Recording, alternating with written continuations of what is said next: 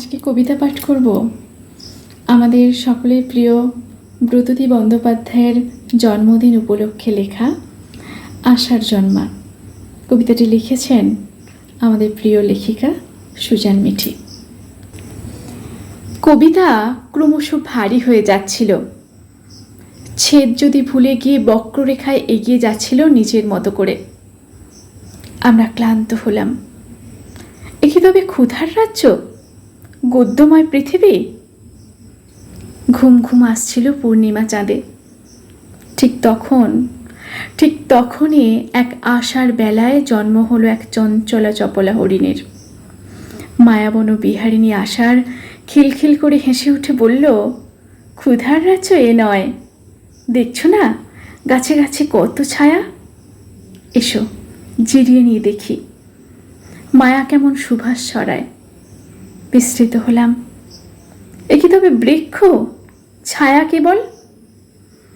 নরম আশার ভাষার ঘরখানে কি এ? ঝমঝম করে নেমে এলো বৃষ্টি।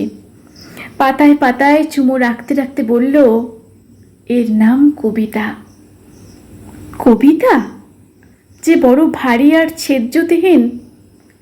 খুশির শব্দে চমকিত হলাম আবার। শব্দেরা ভাঙছে, ছন্দেরা হাসছে, প্রাণে প্রাণে শ্রীহরণ ঘুরছে। পূর্ণিমার চাঁদ থেকে ঝরঝর করে ঝরে পড়ছে জ্যোৎস্নার অন্তমিল। কবিতা এত সহজ, এত আপন।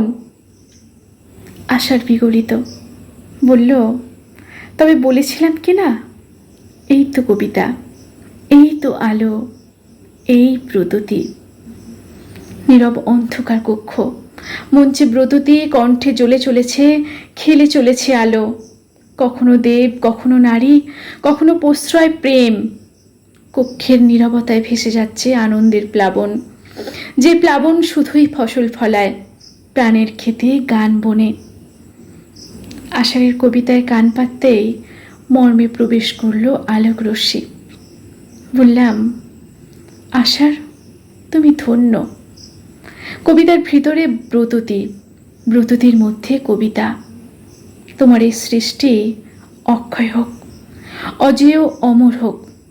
প্রতি জন্মে ব্রততী হোক, প্রতি জন্মে। শুভ জন্মদিন প্রিয় দিদিভাই, প্রণাম নিও।